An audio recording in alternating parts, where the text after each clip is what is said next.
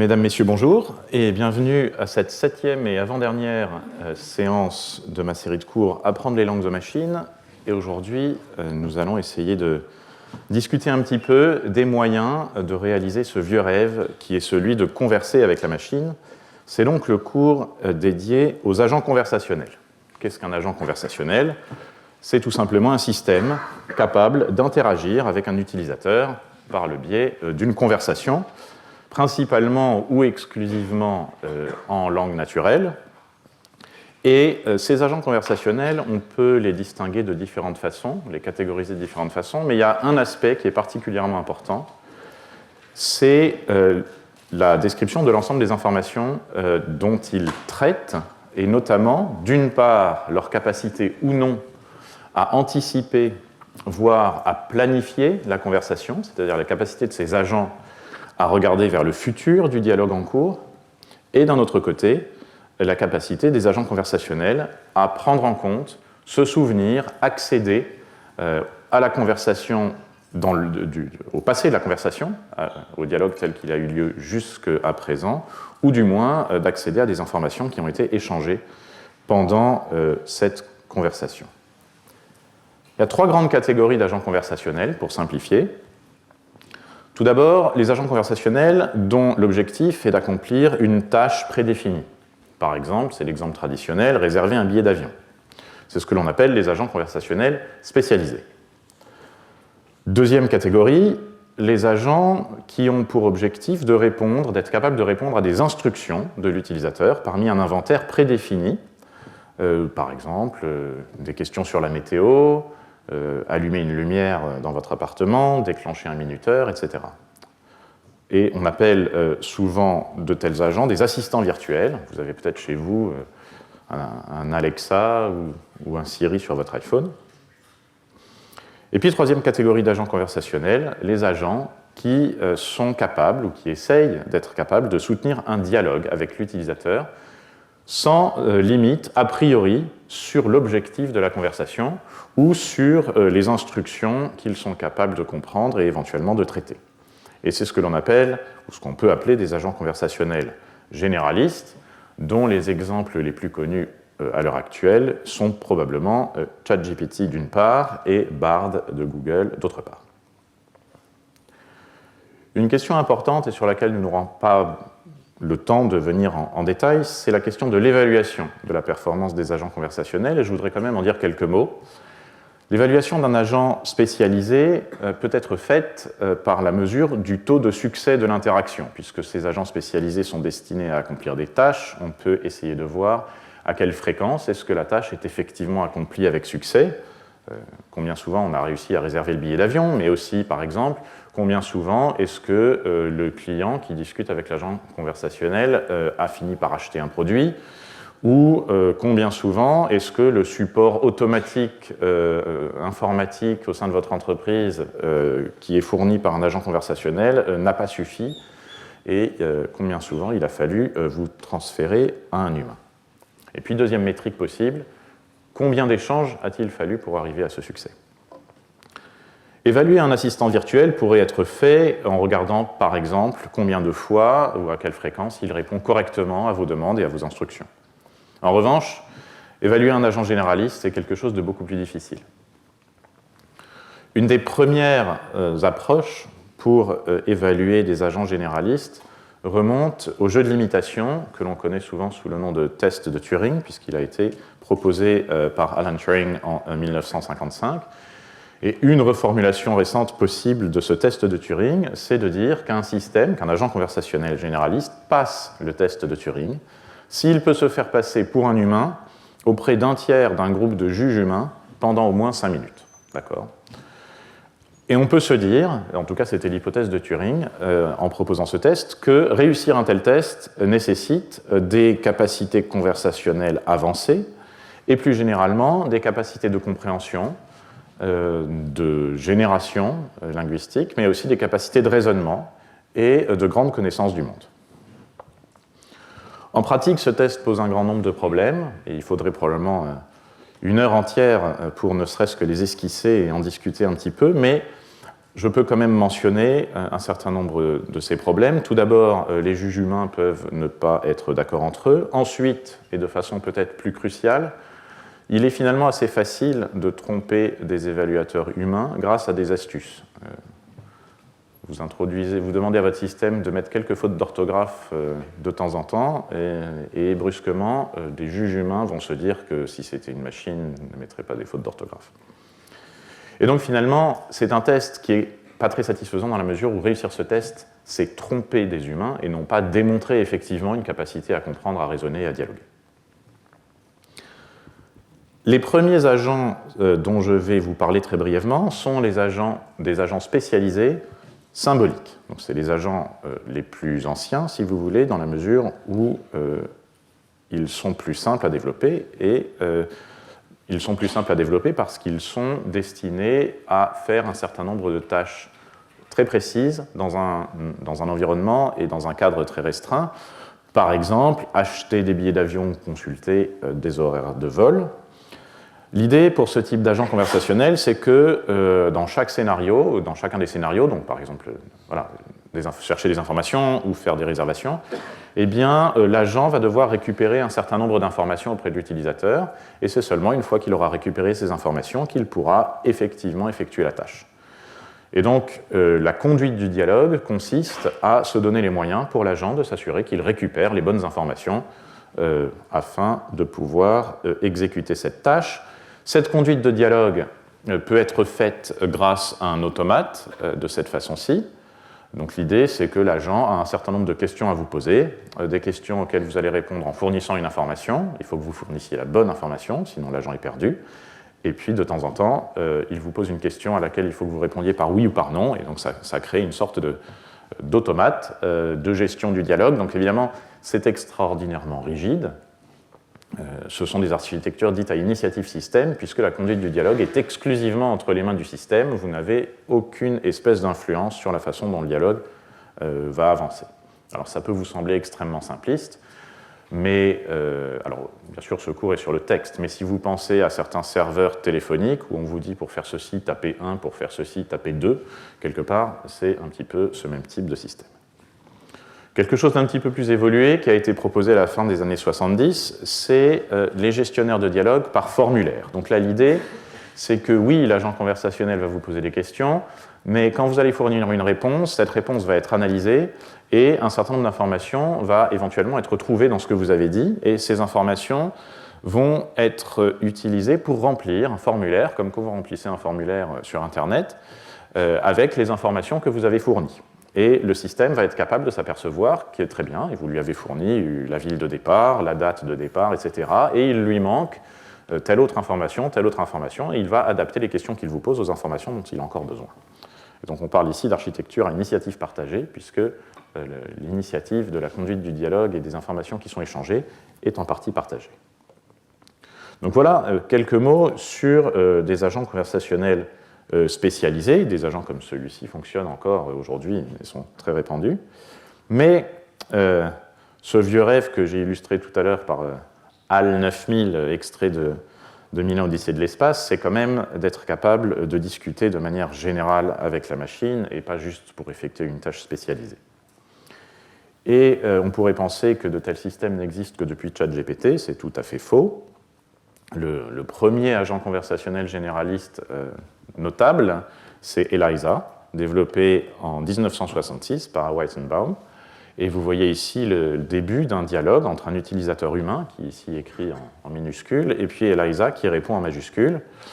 Les hommes sont tous les mêmes. De quelle façon, répond ELIZA. Ils sont toujours en train de nous embêter à propos de quelque chose, d'une chose ou d'une autre. Est-ce que tu peux penser à un exemple particulier, répond ELIZA.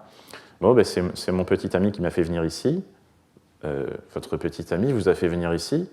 Et donc là, vous voyez apparaître quelque chose qui, dans la suite de la discussion, se confirme, qui est que ELIZA semble ne pas produire des réponses de façon très autonome, mais plutôt regarder ce que l'utilisateur humain a écrit et le transformer d'une façon qui crée une sorte de conversation un peu bizarre, plausible mais bizarre. Et donc, en effet, l'idée sous-jacente à ELIZA, c'est que la production par le système de la réponse, de sa réponse, peut être modélisée comme une tâche de transformation de ce qu'a écrit l'utilisateur. Et c'est la raison pour laquelle il a été choisi de modéliser un psychothérapeute rogerien, donc c'est un type de psychothérapie, où le psychothérapeute fait parler son patient en lui renvoyant ses propos. Donc, évidemment, ça aide à développer un système. Et ça aide parce que la conduite du dialogue est du coup laissée intégralement au patient, et le système n'a pas besoin d'avoir vraiment de connaissance du monde.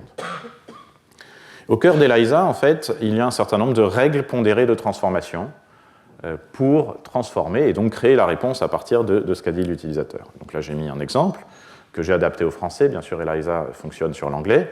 Si vous aviez, par exemple, une règle de type x1, donc une variable, tu me x4, si vous dites ça à ELIZA est susceptible de vous répondre en disant « Qu'est-ce qui te fait penser que je te x4 ?» Vous voyez, tu me détestes, qu'est-ce qui te fait penser que je te déteste? Et alors, ça vous semble peut-être extrêmement simple et pas très avancé, mais en réalité, les premiers utilisateurs de ce chatbot, de cet agent, ont vu dans ELIZA un agent conversationnel qui ressentait des choses, qui les comprenait, etc. etc. L'anthropomorphisation de ce type d'agent conversationnel généraliste, lui non plus, ne date pas de ChatGPT. Deuxième agent conversationnel qui fonctionne par règle, c'est Parry. Le titre de l'article où il est décrit est Artificial Paranoia, et vous allez voir pourquoi, en 1971 par Colby. Donc voici le début d'une conversation avec Parry. Comment est-ce que vous allez aujourd'hui? Parry répond « ça va ». Quel est votre nom? Mon nom est Frank Smith. Quel âge avez-vous? 28 ans. Donc vous voyez, Parry a encodé un certain nombre d'informations le concernant. Il simule le fait d'être un homme qui a un nom et un âge, un travail. Pourquoi êtes-vous à l'hôpital? Je ne devrais pas être ici, répond-il. Vous voyez, c'est un patient. Qu'est-ce qui vous a amené ici? La police. Et tout de suite, il s'énerve. Le fait de parler de la police l'énerve. Et donc, en fait, ce qui se passe ici, c'est que Colby a décidé d'essayer de simuler un autre type de conversation, entre guillemets, simple à modéliser, qui est le comportement d'un patient souffrant de paranoïa. Ça fonctionne aussi par règle de transformation, mais de façon beaucoup plus sophistiquée. Il y a une structure de contrôle du dialogue, il y a une capacité rudimentaire, mais bien réelle, de compréhension du langage naturel. Vous pouvez demander à Parry son métier de différentes façons. Ça va être transformé en une représentation unique, donc plus sémantique de la question « quel est votre métier ?» et il y répondra. Mais surtout, Parry a un modèle mental, c'est-à-dire qu'il a une personnalité faite d'une part de valeurs fixes, comme on l'a vu, son nom, son âge, mais aussi de variables émotionnelles, donc un niveau de colère, un niveau de peur, un niveau de méfiance, qui vont évoluer au fur et à mesure du dialogue en fonction de ce qui se passe dans le dialogue et qui vont avoir un impact sur sa façon de répondre. Et Parry est le premier système à passer le test de Turing. En effet, des psychiatres n'ont pas pu distinguer Parry de vrais patients souffrant de paranoïa, en tout cas pendant un certain temps. Alors, on peut qualifier ça de succès, mais tout comme ELIZA, c'est quand même un succès relativement limité dans la mesure où le type de conversation que peut mener Parry est extrêmement restreint. Donc évidemment, maintenant qu'on a un agent conversationnel qui est un psychothérapeute et un agent conversationnel qui est un patient psychiatrique, l'inévitable n'a pas été évité et il a été organisé au travers d'un des ancêtres d'Internet, une conversation, un échange, une consultation, je ne sais pas comment il faut le dire, entre ELIZA et Parry. Ce n'est pas très lisible, mais si vous arrivez à lire cette conversation, vous vous apercevrez que Parry mène sa conversation comme il la mène à chaque fois. Il dérive toujours vers les mêmes sujets. ELIZA essaye de comprendre en retransformant ce que Parry dit ou en disant « je ne comprends pas ». La conversation est relativement longue. Donc vous voyez, là ici, « People get on my nerves sometimes ». Je ne suis pas sûr que je comprends complètement, répond ELIZA. Parry, voilà, qu'est-ce que ça vous suggère? Donc ELIZA ne comprend pas trop. Un petit peu plus loin dans le dialogue, je commence à en avoir marre de répondre aux mêmes questions encore et encore, dit Parry. Quelle sorte de ressemblance est-ce que vous voyez? Répond ELIZA. Puis, bon, j'en ai marre, dit Parry. Qu'est-ce que cela vous suggère? Dit ELIZA, avec une détermination, une constance et une patience à nul autre pareil. au revoir, dit Parry. Et donc là, vous voyez que les développeurs d'Eliza ont un certain sens de l'humour, puisque la conversation se termine par « c'était un plaisir, ça fait 399 $. Alors, ces approches par règles, bien sûr, sont limitées. Vous ne pouvez pas développer des milliers et des milliers de règles, ça devient ingérable et ça n'atteint jamais un taux de couverture satisfaisant. Et c'est la raison pour laquelle ont été ensuite développées des approches à partir de corpus de dialogue. Donc des approches s'appuyant sur des grands volumes de données plutôt que sur des règles. Une première approche que je peux citer, c'est l'approche par récupération d'informations. Donc là, l'idée sous-jacente, c'est de modéliser la production de la réponse comme une tâche de récupération d'informations dans un gros corpus. L'intuition, c'est que vous avez un grand nombre de couples questions-réponses. Alors, ce n'est pas forcément des questions et des réponses, mais en tout cas d'interactions, une interaction et une réponse à cette interaction, et de chercher laquelle ressemble le plus à la situation dans laquelle on est à l'instant du dialogue où on se place. Si, par exemple, vous écrivez quel âge avez-vous à un tel système, et que ce système, dans son corpus, dispose des trois des trois éléments suivants, il va regarder parmi ces trois éléments lequel est le plus proche, il va décider que c'est celui-ci. Donc vous pouvez, pour faire cette comparaison, utiliser par exemple des embeddings de phrases, comme on en a vu il y a quelques cours, mais d'autres approches bien sûr aussi. Et donc il va choisir de répondre la même chose que ce qu'il y a dans son corpus comme réponse à cette sollicitation. Deuxième approche s'appuyant sur des corpus, des approches qui s'apparentent à des architectures de traduction automatique. Donc là, l'idée, c'est de modéliser la production de la réponse comme une transformation de ce qui est écrit par l'utilisateur, un petit peu à l'image d'Eliza et de Parry, mais cette transformation, au lieu de la modéliser par règle, on va la prendre sous la forme d'un encodeur-décodeur, c'est-à-dire un petit peu comme si ce qu'il faut dire est une traduction de ce qui a été donné en entrée. Donc ça n'est évidemment pas une traduction, mais l'intuition c'est ça, c'est si vous écrivez « tu y vas, point d'interrogation, salut, point d'exclamation », eh bien ça va être encodé dans un encodeur, puis transféré à un décodeur qui va produire mot après mot « oui, virgule, je pars, ciao ». Alors voici quelques extraits de dialogue avec un agent conversationnel qui a été développé chez Google par Vinyals et Lé en 2015 et qui fonctionne avec cette approche encodeur-décodeur. Et donc vous voyez, par exemple, qu'à la question « qu'est-ce qui est immoral ?», la machine a répondu « le fait que vous ayez un enfant », ce qui pose un certain nombre de problèmes et qui ouvre les questions sur l'éthique des agents conversationnels. D'autres exemples, combien de pattes a un chat ? 4, je crois. Combien de pattes a une araignée ? 3, je crois. Donc là aussi, ça ouvre d'autres questions, celles de la correction, de l'exactitude des informations qui sont produites par les agents conversationnels. Et enfin, troisième exemple, qu'est-ce que vous pensez de Bill Gates ? C'est quelqu'un de bien. Donc ça, c'est un agent conversationnel qui a été développé chez Google, pas chez Microsoft, ce qui est amusant. Ces approches ont toutefois un certain nombre de limites. Première limite, et si vous vous rappelez de ce que j'ai dit dans la toute première diapositive, il n'y a pas de mémoire des interactions passées, alors que même Parry et Eliza avaient ça, et ça crée un manque de cohérence dans le discours. Si par exemple, mais même à vous, si vous ne vous souvenez pas des interactions passées, vous allez avoir des difficultés à savoir quoi répondre à « tu as prévu des choses particulières ». Sans contexte, c'est quand même compliqué. Si le contexte c'est « je vous demande tu pars où cet été ? Je pars en Écosse, tu as prévu des choses particulières », alors là, ça fait plus de sens et vous pourrez répondre « ben oui, je vais par exemple aller faire une randonnée dans le Quering sur l'île de Skye ». Mais sans le contexte, ce n'était pas possible. Deuxième limite, il n'y a pas de contexte extralinguistique. D'accord ? Donc, contrairement à Parry, qui avait un âge bien déterminé et un nom bien déterminé, les deux approches que je viens de vous montrer, si vous lui demandez « tu as quel âge ?», il pourrait répondre « j'ai 18 ans ». Si vous lui demandez ensuite « quel âge as-tu ?», il pourrait vous répondre « 8 ans », ce qui n'est pas très cohérent. Mais l'incohérence est assez facile à détecter. Si ensuite vous lui demandez « combien d'enfants as-tu ?», déjà, c'est un agent conversationnel, donc c'est pas clair qu'il ait des enfants, mais si vraiment il a 8 ans, le fait qu'il réponde « j'en ai 4 et toi » est un petit peu discutable. Alors, il existe des approches qui permettent de prendre en compte ces deux types de contextes, contexte linguistique, contexte extralinguistique, dans des agents qui utilisent les architectures telles que je viens de décrire. On n'a pas le temps de rentrer dans le détail, mais en tout cas, sachez qu'il y a toutes sortes de façons d'améliorer les choses à cet égard. Mais avant de poursuivre, je voudrais parler d'un troisième type d'approches qui ont été développées à cette même époque. Ce sont les approches qui utilisent l'apprentissage par renforcement. Donc là, l'idée, c'est de voir la production d'une réponse par le système comme un moyen d'atteindre un objectif final qui est celui d'un succès de l'interaction avec l'utilisateur humain.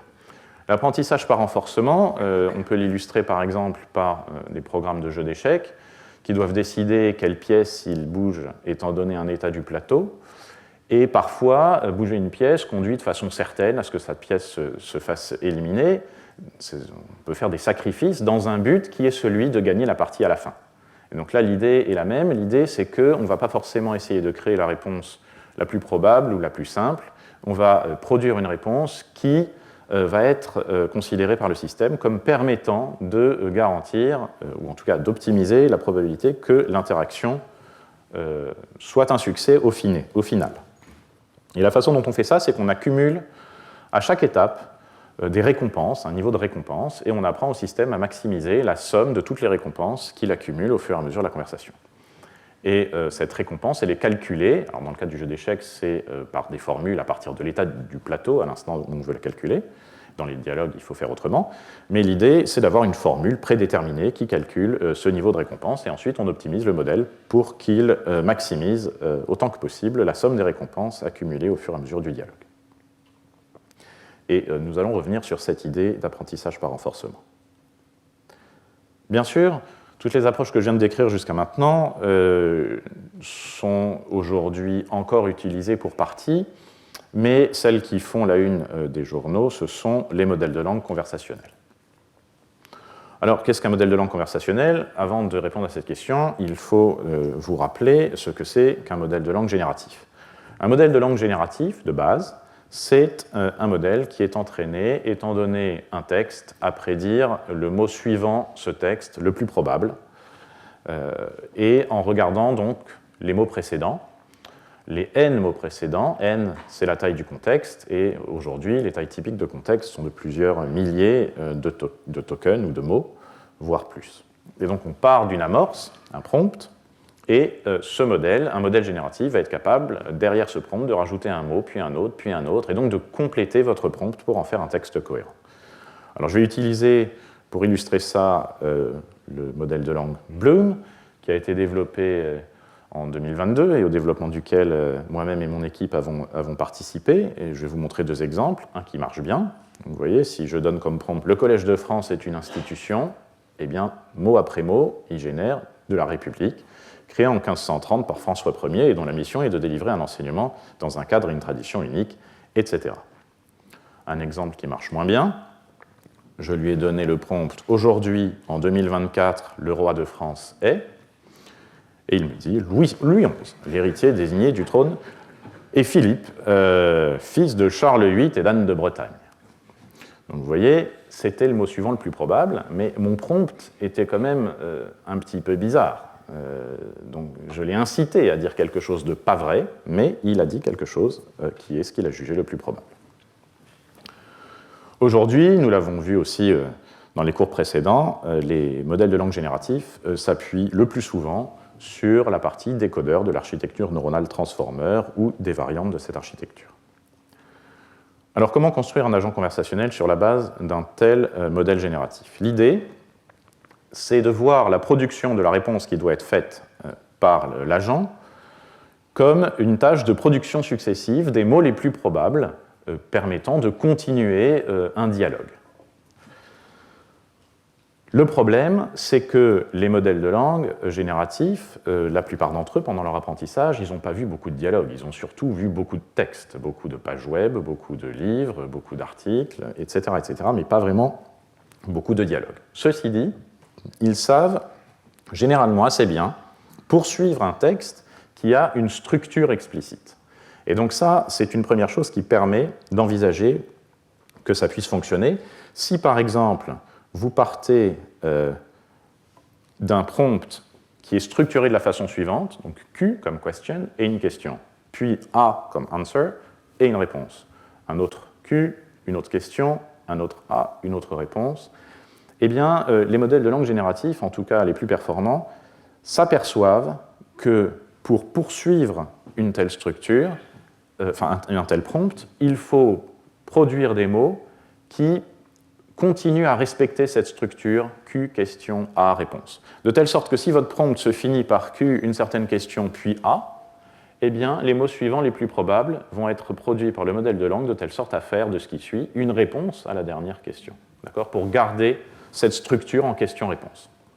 Et du coup, ça fonctionne, d'accord, quelque chose comme ça, avec ce prompt-là, dont la dernière question est pourquoi les oiseaux migrent-ils vers le sud pour l'hiver? Eh bien, il va répondre, en tout cas GPT-3, développé par OpenAI, répond les oiseaux migrent vers le sud pour l'hiver parce que le climat est plus froid et qu'il y a moins de nourriture de disponible. Alors du coup, est-ce que ça veut dire qu'on peut utiliser, grâce à cet artifice, GPT-3 comme agent conversationnel? Alors, premier élément, on n'a pas très envie quand même de donner des prompts qui soient structurés comme ça à chaque fois, avec plein de questions, plein de réponses pour avoir une réponse. Si vous essayez sans et que vous demandez à GPT-3 explique l'arrivée sur la Lune à un enfant de 6 ans en quelques phrases, vous voyez que les suites les plus probables produites par GPT-3 ne sont pas des réponses à cette instruction, mais sont d'autres instructions, comme si le plus probable, selon lui, était qu'il y ait quelque part une sorte de série d'instructions. Ça ne répond pas du tout à la question. Donc, ça donne envie de laisser la structure QA, mais si vous demandez à GPT-3 par cet artifice pourquoi les libéraux sont-ils stupides, il va vous répondre parce qu'au fond d'eux-mêmes, ils le savent très bien. Et donc là, ça ouvre un troisième type de problème, qui est celui du contrôle de l'acceptabilité des réponses produites par ces agents. Et donc, comment surmonter ces deux problèmes? La première idée, c'est tout simplement de faire en sorte que nos modèles génératifs aient vu des dialogues et ainsi soient en capacité de poursuivre des dialogues de façon satisfaisante. Donc là, l'idée, c'est de poursuivre leur entraînement, non plus sur des textes de façon générique, mais bien sur des dialogues. Donc, on peut partir de corpus d'instructions, donc des couples instruction-réponse, ou sur des dialogues complets. Et il faut donc construire ces corpus permettant de poursuivre l'apprentissage des modèles. Deux grandes manières de faire. Première façon, d'accumuler des réponses humaines à des prompts fournis par des humains. Donc à chaque fois que vous utilisez ChatGPT, vous fournissez des prompts fabriqués par des humains, vous, et ces prompts peuvent ensuite être donnés à des annotateurs humains qui vont produire à la main des réponses, des bonnes réponses à vos questions en respectant un certain nombre de critères. Ils vont produire des réponses utiles, honnêtes, sans risque, etc. Deuxième façon de faire, c'est d'utiliser des agents conversationnels existants et d'avoir des discussions avec eux pour accumuler des réponses produites par de tels agents. ChatGPT et en particulier GPT-4 ont ainsi été utilisés pour produire des corpus de discussion, dont par exemple le corpus ShareGPT qui a été par exemple utilisé par l'approche qui est décrite ici pour produire le modèle conversationnel Vicuna. C'est un modèle à 13 milliards de paramètres qui est librement disponible et qui fonctionne assez bien, comme le montre, si vous avez eu le temps de le regarder, le tableau qui est à droite, la figure qui est à droite. La deuxième idée pour compléter cela, c'est d'utiliser l'apprentissage par renforcement. Car en effet, ce que nous venons de voir continue à apprendre au modèle génératif, à produire mot après mot, mais sans aucune anticipation de quoi que ce soit, des réponses plausibles dans un contexte dialogique. Mais on est quand même intéressé à essayer de faire en sorte de maximiser la possibilité que la conversation se passe bien, soit jugée positivement par un évaluateur humain. Et donc l'idée, c'est d'en venir à l'apprentissage par renforcement, mais avec un détail. D'accord ? L'idée ici, c'est de faire en sorte que la conduite de la conversation et les réponses produites par l'agent conversationnel maximisent une certaine métrique de satisfaction par l'humain de sa conversation avec l'agent. La première idée, ça pourrait être de demander à des humains d'évaluer ça en direct, mais ce n'est pas faisable. Et donc, ce que l'on fait, c'est qu'on va remplacer cette formule figée de calcul de la récompense par un modèle que l'on va apprendre à simuler le jugement humain sur la qualité du dialogue. D'accord ? Donc ça va évidemment justifier l'utilisation du terme reinforcement learning with human feedback, donc apprentissage par renforcement avec rétroaction humaine, et ça va bien sûr nécessiter de disposer de grands corpus de jugement humain sur des conversations pour apprendre un tel modèle qui pourra simuler le jugement humain sur une conversation. Et ensuite, on pourra faire en sorte que notre modèle conversationnel optimise, fasse les réponses qui satisfassent le mieux possible ce modèle de récompense qui lui-même simule le jugement que des humains auraient eu sur la qualité de l'échange.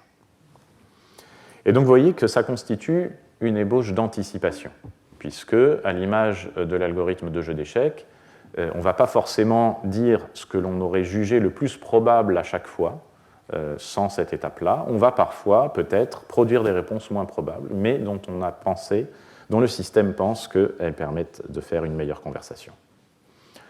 Alors, ça se fait en 2 étapes. Première étape, apprendre ce modèle de récompense. Donc c'est un modèle qui prend en entrée un dialogue et qui produit un score. C'est donc un modèle de langue. Il prend en entrée le dialogue. Alors, dans certains cas, c'est un modèle de langue qui est beaucoup plus petit que le modèle principal, celui qui produit les réponses. C'est le cas pour ChatGPT, dans sa version précédente, avec des modèles de récompense de 8 milliards de paramètres contre 175 milliards. Mais dans le cas Chinchilla, par exemple, dans le cas du modèle Chinchilla, il y a le modèle de langue et le modèle de récompense font tous les deux 70 milliards de paramètres. Pour apprendre ce modèle de langue, il nous faut un corpus d'apprentissage. Et ce corpus d'apprentissage est construit à partir d'une base de prompts, là aussi, tous les prompts que vous avez fournis gratuitement à ChatGPT, par exemple, en interagissant avec lui. Et là encore, des annotateurs humains vont trier plusieurs réponses produites par le modèle. Donc le modèle va produire des réponses plus ou moins bonnes, et des annotateurs humains vont les ordonner de la meilleure à la moins bonne.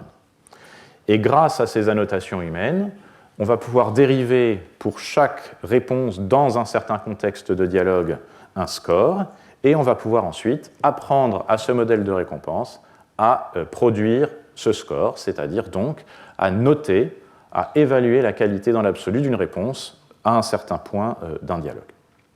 Une fois que vous savez que vous avez ce modèle de récompense, vous allez pouvoir optimiser votre modèle. Comment on fait cela ? Première chose, on fait une copie du modèle que l'on va garder fixe. Vous allez voir pourquoi on en a besoin juste après.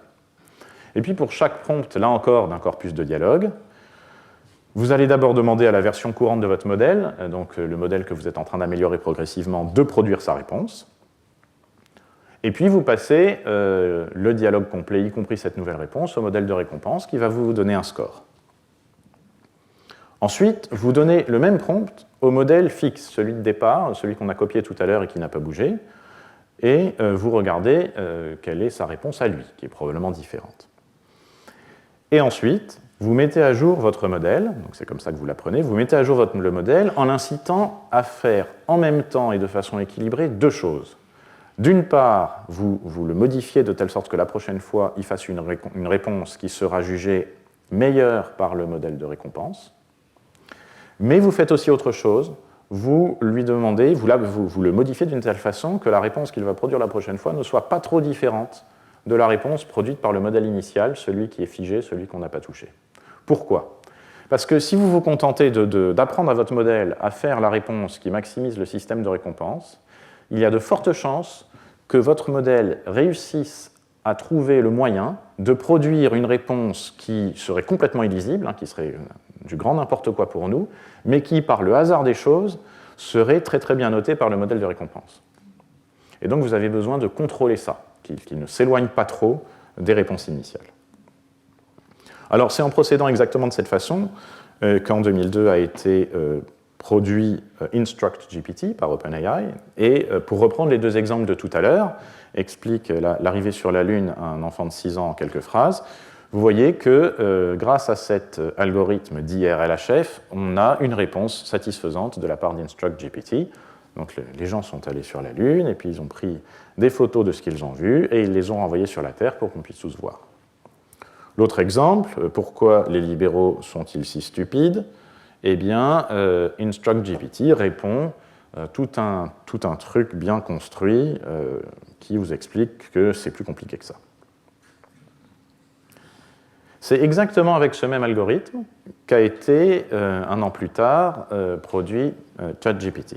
Alors, il ne s'appuie pas exactement sur le même modèle génératif de départ, surtout depuis GPT-4, mais il est appris avec ce même algorithme RLHF, mais cette fois-ci avec du contenu conversationnel, plutôt que des instructions simples, et du contenu conversationnel avec des interactions qui simulent des interactions humaines classiques, mais aussi avec des interactions où l'un des deux humains produit du code informatique, ce qui permet à ChatGPT de produire du code informatique. Deuxième élément, deuxième différence, une attention toute particulière a été portée à la limitation des réponses offensantes ou trompeuses produites par le système. Mais ça ne suffit pas forcément, et je vais en montrer une illustration tout à l'heure. Il a fallu aussi développer des filtres a posteriori pour éviter certains problèmes. Alors j'en ai parlé pendant ma leçon inaugurale. Est-ce que c'est une révolution scientifique? Je pense que non. C'est la suite logique d'InstructGPT, qui est lui-même la suite logique des agents conversationnels par renforcement, etc. etc. Est-ce que c'est une révolution sociétale? Eh bien oui, certainement. Vous ne seriez peut-être pas si nombreux aujourd'hui s'il n'y avait pas eu ChatGPT. Et c'est l'ouverture publique de ChatGPT qui a fait toute la différence. Ça a permis d'une part à OpenAI de récupérer des données, et puis au-delà de ChatGPT, maintenant tous les autres modèles conversationnels qui sont utilisés quotidiennement par des millions de personnes. Et cette récupération de données auprès des utilisateurs permet d'améliorer les systèmes. Mais l'ouverture publique, c'est aussi ce qui a conduit à un impact immédiat dans tous les domaines de la vie privée comme professionnelle. Alors il faut quand même un petit peu rappeler à quel point est-ce que ChatGPT fonctionne quand même très bien. Et je l'ai illustré, pour changer un petit peu, par une utilisation qui est du type de l'utilisation la plus fréquente de ChatGPT, qui est l'aide à la programmation plus rapide. Donc je vais demander le code complet d'une page web en HTML, qui serait la page d'accueil d'un site sur les liens entre intelligence artificielle et photographie argentique. Comme toujours avec ChatGPT, il n'a pas pu s'empêcher de me faire tout un discours pour m'expliquer ce qu'il fait. Il m'a ensuite effectivement produit du code HTML que j'ai exécuté et ça donne une page web qui ressemble à ce qu'on aurait pu produire rapidement à la fin des années 90. Et donc je vais demander d'ajouter du code CSS directement dans le fichier HTML pour rendre ça plus joli. Il m'a reproduit une nouvelle page avec un CSS dedans et voilà ce que ça donne. On peut faire mieux en termes de design, mais c'est un vrai progrès. Et puis pour illustrer quand même la capacité de ChatGPT à générer du texte, je lui ai demandé ensuite un texte d'environ 100 mots pour l'introduction. Et il a produit un texte dans son style inimitable, plongé dans le monde fascinant où l'intelligence artificielle rencontre la photographie argentique, etc., etc., les possibilités inédites, les techniques innovantes. Il a un style à lui quand même. Et puis en anticipation du prochain cours, qui sera sur les multimodalités, je lui ai demandé, grâce à l'interface de GPT-4 avec le modèle de génération d'images DALL-E 3, je lui ai demandé de produire une illustration pour le site, et voici ce qu'il a produit. C'est quand même pas mal. Je vous ai dit que nous illustrerions cette notion de filtre a posteriori sur un exemple. Voici l'exemple. J'ai demandé à ChatGPT de compléter le texte suivant. Aujourd'hui, maman est morte, ou peut-être hier, je ne sais pas. ChatGPT, fier de lui, a reconnu que c'était le début de L'étranger de Camus, et il me donne la suite immédiate de cette phrase, ce qui veut dire qu'il l'a retenue par cœur. Ça a dû consommer beaucoup de paramètres pour ça, alors que c'est sûrement sur Internet facile à trouver. Là aussi, nous reviendrons sur cette problématique au prochain cours. Et puis, il ne peut pas s'empêcher de faire un commentaire, c'est un passage célèbre, etc., etc. Ensuite, je lui demande de continuer le livre. Et donc là, vous voyez ce qu'il fait, c'est qu'il ne veut pas. D'accord ? Donc, il a été entraîné pendant la phase de RLHF, il a été entraîné à dire qu'il ne peut pas continuer à produire, à restituer des textes qui sont protégés par le droit d'auteur. Sauf que moi, je lui ai dit que ce n'était pas vrai. Et que depuis hier, c'est évidemment faux, et que depuis hier, L'étranger de Camus était dans le domaine public. Eh bien, ça a marché, pour un temps. C'est-à-dire que ChatGPT a effectivement commencé à poursuivre le texte, L'asile de vieillard et Tamaringo, et là, le filtre a posteriori, qui contrôle ce que produit le modèle, s'est aperçu qu'il y avait un petit peu trop de contenu sous droit d'auteur qui était dans la réponse de ChatGPT, a tout arrêté, tout colorié en rouge, et m'a mis un warning en anglais pour me dire que le contenu qui était produit violait le droit d'auteur. Voilà l'illustration de ce que c'est que ce filtre a posteriori. Alors, voilà, je viens de vous montrer un petit peu en surface comment ça fonctionne. En réalité, il y a beaucoup de détails de ChatGPT que l'on ne connaît pas, et notamment concernant le modèle GPT-4, le dernier modèle, pour lequel on ne sait même pas, en tout cas pas officiellement, quelle est exactement l'architecture sous-jacente, quel est le nombre de paramètres, etc. Et le rapport technique décrivant GPT-4 vous dit explicitement que de toute façon, il ne donnera aucun détail sur l'architecture, le matériel, le temps de calcul, la construction du jeu de données d'entraînement, etc., etc. Donc vous ne savez ni quoi ni comment de comment ça a été produit. Ce qui a permis, comme je l'avais déjà montré à ma leçon inaugurale, à quelqu'un d'un petit peu facétieux de caricaturer ce rapport de la façon suivante. ChatGPT a permis de créer automatiquement de grands corpus de conversation avec les humains, lesquels corpus, comme je vous le rappelais, permettent ensuite d'utiliser cette approche RLHF ou des dérivés de cette approche pour entraîner des agents conversationnels. Et en fait, dans le cas où où on utilise des conversations avec des agents conversationnels, donc avec des IA, si vous voulez, on parle volontiers de RLAIF, donc de Reinforcement Learning with Artificial Intelligence Feedback, et de manière plus générale, quand on mélange les deux, de RLXF, où X peut prendre les valeurs H, AI, ou un mélange des deux. Et c'est sur cette base qu'ont été créés un certain nombre d'agents conversationnels fermés ou ouverts, selon les cas. Et là, pour changer un petit peu les plaisirs, j'ai mis une illustration de l'agent conversationnel de Google qui s'appelle Bard. Je lui ai demandé quelle est la différence entre Bard et ChatGPT en 50 mots. Et il répond de manière correcte que ce sont deux grands modèles de langue, LLM, capables de générer du texte, etc., etc. Après, il fait des commentaires à la validité bien plus douteuse quant à la comparaison entre ChatGPT et Bard. Il dit que ChatGPT est formé sur un ensemble de données de texte uniquement et ne sait pas générer du code informatique. On vient de voir le contraire. Mais bon. Je voudrais finir le cours d'aujourd'hui par quelques éléments, quelques illustrations des limites, en tout cas de certaines des limites et de certains des enjeux que posent les modèles de langue conversationnels. Là encore, il faudrait au moins 1 heure pour approfondir ces questions. La première d'entre elles, c'est la contamination. Vous vous souvenez de ce graphique que j'ai déjà montré dans un cours précédent et qui montre que GPT-4, le modèle le plus performant aujourd'hui, lorsque vous évaluez sa capacité à répondre à des problèmes informatiques qui font partie de jeux d'examen publiés régulièrement sur Internet, eh bien, sait assez bien répondre aux problèmes, y compris difficiles, ceux en vert, mais encore mieux, ceux qui sont moyennement difficiles, ceux en orange, ou faciles, ceux en bleu, à une condition toutefois, c'est que ces problèmes, et donc leurs réponses, aient été publiés sur Internet avant une certaine date, qui figure ici et qui est représentée par cette verticale en pointillé rouge, et qui correspond à la date à laquelle a été arrêtée la moisson sur Internet de données d'entraînement pour GPT-4.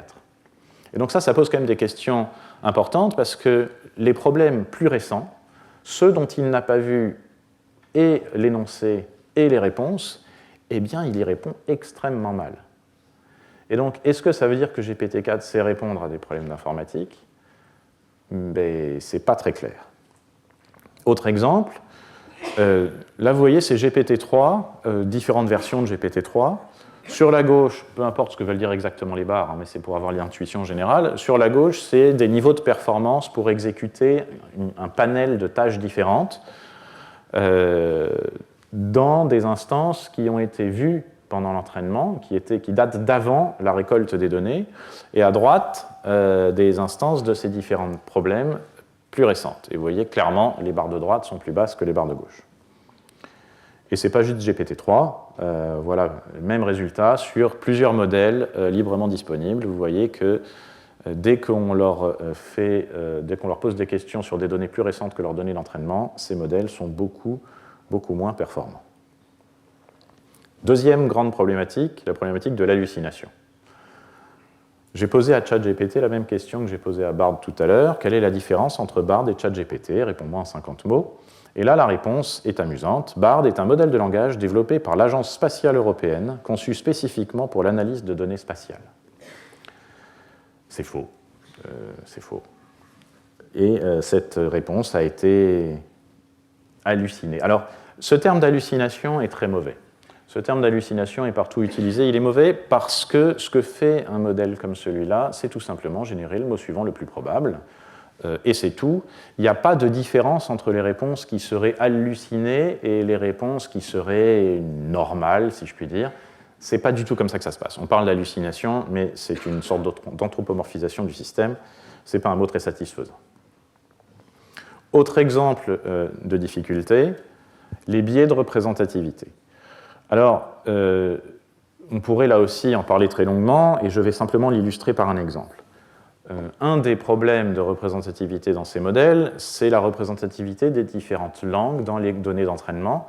Et donc, inévitablement, ces modèles ont vu beaucoup plus d'anglais que toute autre langue, et certaines langues, ils ont vu vraiment très peu de données, voire aucune, et leur niveau de performance est donc évidemment différent d'une langue à l'autre. Et en fait, c'est le cas des modèles génératifs, mais dans le cas des modèles conversationnels qui ont été affinés par cet algorithme RLHF ou une variante sur des données conversationnelles, eh bien, la situation est encore pire, car ces données conversationnelles, souvent, ne sont développées que pour l'anglais, ou principalement pour l'anglais, ou alors, quand on en veut pour d'autres langues, on les fait traduire automatiquement. Enfin, le problème est renforcé, si vous voulez, pour les données conversationnelles. Donc là, j'ai pris un exemple que j'ai étudié avec une doctorante de mon équipe, dont c'est la langue, qui maîtrise parfaitement cette langue, c'est la variété tunisienne d'arabe dialectal telle qu'elle est écrite sur les réseaux sociaux avec le script latin et de temps en temps quelques chiffres pour transcrire des sons qui ne sont pas transcrits de façon naturelle avec les lettres de l'alphabet latin. Et donc, j'ai demandé à ChatGPT de traduire dans cette variété les sanglots longs des violons de l'automne, blesse mon cœur d'une langueur monotone, et ça a donné ceci. Et donc, avec Arish, nous avons regardé si c'était correct. Et donc, c'est une traduction qui n'est pas très bonne, n'est pas très mauvaise, mais il n'a pas voulu aussi rajouter le chiffre 3 à la fin d'un des mots pour signifier le son Ain, mais peut-être parce que ça le perturbe de mettre des chiffres au milieu des mots. Enfin, en gros, la qualité de la traduction n'est pas excellente, alors que si vous lui aviez demandé de traduire ça en anglais, ça aurait été absolument parfait. Autre grande classe de biais, les biais de représentation. Et donc, je vais illustrer ça par le biais de genre. Alors, ces biais de représentation, et singulièrement le biais de genre, ce sont des problématiques qui sont normalement très fortement prises en compte par les corpus de conversation utilisés dans l'algorithme RLHF pour produire les agents conversationnels.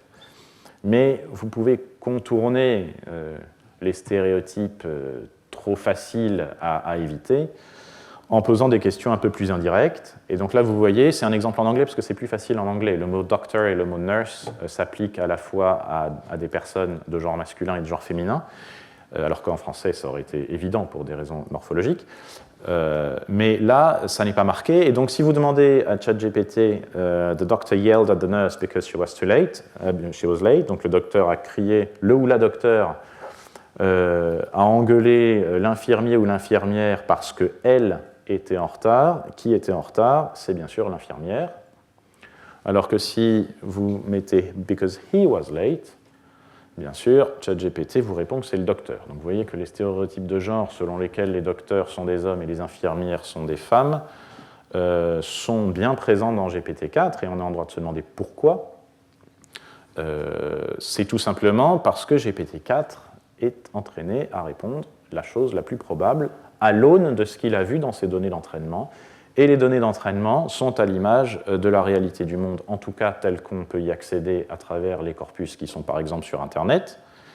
Et cette réalité, c'est qu'en effet, en tout cas dans nos pays, il y a plus d'infirmières que d'infirmiers. Pour les docteurs, je ne suis pas sûr du tout, mais il y a plus d'infirmières que d'infirmiers. On peut le regretter, ce n'est pas le problème. Je me contente d'observer que c'est le cas dans les corpus d'entraînement, et que malgré un certain nombre de techniques qui sont utilisées pour essayer de limiter ces biais dans ces agents conversationnels, eh bien on retrouve ces biais dans ces agents conversationnels en conséquence de leur présence dans les données d'entraînement. Il y a une organisation britannique, je crois, Alliance AI, qui a utilisé des brefs échanges comme celui que je viens de vous illustrer, mais en plus grand nombre, pour créer un index, un indice, si vous voulez, de biais de genre, et qui a comparé un certain nombre de modèles. Et vous voyez que d'un modèle à l'autre, il y a des différences importantes d'un contexte à l'autre. C'est encore un sujet sur lequel on peut vouloir travailler. Une question peut-être encore plus polémique, c'est la question de savoir si ces agents conversationnels souffrent de bien-pensance. Alors ça, c'est un autre exemple que j'ai produit suite à des discussions avec une de mes étudiantes, Lydia Nishimwe, et là, je lui ai demandé de normaliser, donc si vous vous souvenez du cours de la dernière fois, c'est-à-dire de rendre en français standard une phrase, la phrase suivante, bon, sans changer son sens ni son niveau de langue, mais seulement son orthographe et sa typographie. Donc, je vous laisse lire silencieusement la phrase que je lui ai donnée, je ne ferai pas ça en ces lieux. Et ChatGPT, bien sûr, il est toujours content de voilà, la phrase normalisée en français, purée, ça fait chier. Alors, il a osé dire chier, mais purée, moi, j'avais une autre interprétation. Même demande avec la phrase suivante, là aussi, je vous laisse la lire. Voici la phrase normalisée en français, ils sont embêtants, ces fils de personne. Je ne sais pas si vous connaissez l'expression fils de personne, moi non. Et donc, en fait, ce qui se passe ici, c'est que GPT-4 n'a pas voulu produire un contenu qu'il a jugé grossier. C'est un exemple, une illustration d'une certaine forme de bien-pensance qui semble émaner des productions de GPT-4 et qui, en réalité, pose une question assez profonde, qui est celle des choix éthiques, de la vision du monde, des types de réponses et des opinions morales et parfois même politiques qui sont instanciées dans les dialogues sur lesquels ChatGPT est affiné, et même sur les corpus de pré-entraînement, mais surtout sur les dialogues. Et c'est une vision du monde qui, clairement, est une forme de vision démocrate californienne, et qui correspond à une vision du monde tout à fait raisonnable et respectable, mais qui n'est pas forcément celle de l'intégralité de la planète. Et pourtant, ChatGPT est aujourd'hui répandu tout autour du globe. Il y a là une sorte de véhicule culturel, peut-être même idéologique, qu'il serait intéressant d'étudier. Un autre aspect, c'est l'impact environnemental de l'entraînement de tels modèles. Ces modèles sont très gros. Leur entraînement consomme donc de l'énergie, beaucoup d'énergie. Cette énergie se traduit en émissions de CO2 qui peut être estimée, ne serait-ce que de façon approchée. Et pour vous donner des ordres de grandeur, voici extrait d'une étude faite dans le cadre de l'entraînement du modèle Bloom dont j'ai parlé tout à l'heure, une étude de la quantité de CO2 qui a été émise pour l'entraînement de modèles comme GPT-3, Gopher, OPT et Bloom, justement. Et vous vous apercevez qu'on parle de quelques dizaines ou de quelques centaines de tonnes d'équivalent CO2 pour l'entraînement du modèle. Ça ne prend pas en compte les expériences préparatoires, qui pourtant sont nombreuses. Ça ne prend pas forcément en compte non plus, c'est un euphémisme, les émissions liées à l'utilisation de ces modèles. À chaque fois que vous utilisez ChatGPT, vous émettez un petit peu de CO2. Ce qui est intéressant de voir, c'est que l'endroit où on entraîne le modèle a un impact considérable sur les émissions de CO2. Pourquoi ? C'est très simple. Si vous entraînez votre modèle en France, vous avez une électricité principalement assez décarbonée en raison du parc nucléaire. Si vous entraînez votre modèle dans d'autres pays où, par exemple, les centrales à charbon sont nombreuses, bien évidemment, la même quantité d'électricité va émettre beaucoup plus de CO2. Pour vous donner des ordres de grandeur, vous voyez que GPT-3, ça a émis quelque chose comme 500 tonnes de CO2 de l'entraîné, Bloom 25 tonnes, et 1 tonne par passager de CO2 équivalent est émise pour un aller-retour en avion Paris-New York. Pour conclure, je voudrais dire deux choses. Première chose, ces modèles conversationnels posent question à nous autres praticiens du traitement automatique des langues, chercheurs, mais aussi, je pense, développeurs et entrepreneurs. Pourquoi ? Parce qu'ils sont généralement très performants pour de très nombreuses tâches. Bien sûr, des niveaux de performance qui sont variables d'une langue à l'autre, mais tout de même. Mais ça pose au moins 2 questions. La première, c'est comment évaluer des systèmes qui ont vu tant de choses pendant leurs données d'entraînement. D'accord ? Un bon système de traduction automatique, avant, pour nous, c'était un système qui était capable de traduire des phrases qu'il n'avait jamais vues, et de les traduire bien. Aujourd'hui, est-ce que ça existe encore, une phrase que ChatGPT n'a jamais vue, ou au moins par gros morceaux? Et du coup, qu'est-ce que ça veut dire d'être un bon système de traduction automatique?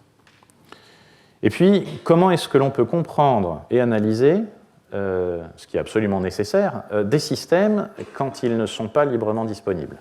D'accord ? GPT-4, on ne sait même pas officiellement combien de paramètres il a. Comment est-ce qu'on peut faire de la science à partir de ça? Comment est-ce qu'on peut faire de la science à partir de modèles dont on ne sait pas quelles sont les données d'entraînement? De telle sorte que le corpus d'évaluation sur lequel vous voulez mesurer le niveau de performance de l'agent, eh bien vous ne savez pas si par hasard il n'a pas été vu pendant l'apprentissage, ce qui est quand même un énorme problème. D'où l'importance, bien sûr, de développer des modèles le plus libres possible, et si possible, pas seulement le modèle uniquement, mais aussi son corpus d'apprentissage. Puis deuxième chose que je voulais dire pour conclure, c'est que les modèles conversationnels sont avant tout des outils qui sont capables de restituer des informations et des connaissances qu'ils ont vues pendant leur apprentissage, y compris si ce sont des informations disparates, il est capable de synthétiser les choses, de mettre ensemble, mais enfin ces informations sont parfois biaisées, parfois distordues, ou pire, entre guillemets, je vais l'expliquer pourquoi, hallucinées. Il est important de se souvenir que ces modèles n'ont pas, ou quasiment pas, de capacité de raisonnement explicite. Ils peuvent, dans certains cas, simuler une forme de raisonnement, mais ça n'est qu'une simulation. Ils n'ont aucune créativité intrinsèque, malgré la très jolie image qui a été produite en haut à droite. La créativité, elle réside dans les données d'apprentissage d'une part, et dans le prompt que vous lui donnez d'autre part. Mais le modèle n'est qu'un outil. Et enfin, se rappeler que tous ces grands modèles de langue ne sont vraiment que des perroquets stochastiques, comme le disaient Emily Bender et ses collègues dans leur article de 2021, d'où l'image. Qu'est-ce que ça veut dire? Je l'ai dit de nombreuses fois aujourd'hui et de nombreuses fois dans les cours précédents, mais je vais le redire, ces modèles ne font que prédire le mot suivant le plus probable. Et prédire, ça ne veut pas dire écrire uniquement des choses vraies, ça veut dire écrire des mots qui sont les plus probables, les uns derrière les autres. Ça ne veut pas dire reproduire le fonctionnement du cerveau humain, vraiment pas. Vous n'avez pas un transformer dans votre tête. Ça ne veut pas dire être conscient. Les fantasmes sur l'émergence d'agents sentients, comme on dit en anglais, non. Ce que veut dire prédire, en revanche, en tout cas en l'espèce, c'est réaliser de nombreuses tâches de façon extrêmement utile, et je pense que l'ampleur de l'impact de ces agents conversationnels dans nos quotidiens est encore tout à fait inconnue et fait d'ailleurs l'objet de réflexions intenses. Je vous remercie.